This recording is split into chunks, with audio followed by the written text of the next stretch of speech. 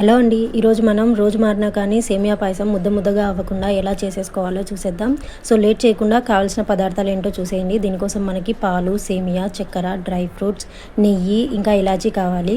ముందుగా పాలను మరిగించి పక్కన పెట్టేసుకోవాలి. స్టవ్ వెలిగించి గిన్నె పెట్టుకొని కావాల్సినంత నెయ్యి వేసుకొని, నెయ్యి హీట్ ఎక్కిన తర్వాత కట్ చేసి పెట్టుకున్న డ్రై ఫ్రూట్ని వేసుకొని గోల్డెన్ బ్రౌన్ వచ్చేంత వరకు వేపుకొని పక్కన పెట్టేసుకోవాలి. అదే గిన్నెలో ఇంకాస్త నెయ్యి వేసుకొని 3 యాలకులు, సేమియా వేసి గోల్డెన్ బ్రౌన్ కలర్ వచ్చేంత వరకు బాగా వేయించుకోవాలి.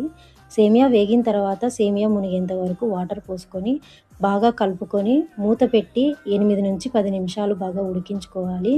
మధ్యలో మనకి నీళ్లు మొత్తం ఇమిరిపోయి సేమియా తడిపొడిగా అవ్వాలన్నమాట. అంతవరకు మధ్యలో చెక్ చేసుకుంటూ బాగా కలుపుకోండి. చూడండి, ఇలా అవ్వాలన్నమాట టెక్స్చరు. ఇప్పుడు ఇందులోకి మనము షుగర్ వేసుకోవాలి. నేనైతే 2 కప్స్ సేమియాకి 2 కప్ షుగర్ వేసుకుంటున్నాను. మేము కొంచెం స్వీట్ ఎక్కువ తింటాము. స్వీట్ తక్కువ తినేవాళ్ళు 1½ కప్ వేసుకుంటే సరిపోతుంది.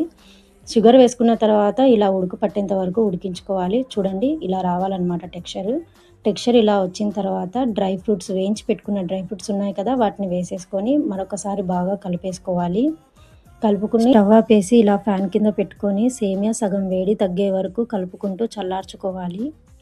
ఇప్పుడు చల్లార్చుకున్న దానిలో ముందుగా మనం కాచి పెట్టుకున్నాం కదా పాలు, అవి ఇప్పటికి గోరువెచ్చగా ఉంటాయండి. వాటిని కలిపి మళ్ళీ స్టవ్ పైన పెట్టి చిన్నగా బబుల్స్ వచ్చేంత వరకు మరిగించుకోవాలి. అంతే అండి, మన సేమియా రెడీ అయిపోయినట్టే. ఇలా చేయడం వల్ల ఈరోజు మార్నింగ్ చేసిన పాయసము రేపు మార్నింగ్ తిన్నా కానీ ఇలాగే ఇదే టెక్స్చర్లో ముద్ద ముద్దగా అవ్వకుండా ఇంతే టేస్టీగా ఉంటుంది. సో నెక్స్ట్ టైం మీరు పాయసం చేసినప్పుడు నేను చెప్పిన స్టైల్లో ఒకసారి ట్రై చేసి చూడండి. ఖచ్చితంగా మీకు నచ్చుతుంది. ట్రై చేసిన తర్వాత ఎలా ఉందో కమెంట్ చేయడం మర్చిపోవద్దు. ఈ వీడియో మీకు నచ్చినట్లయితే లైక్ చేయండి, షేర్ చేయండి అండ్ సబ్స్క్రైబ్ చేసుకోవడం మర్చిపోకండి.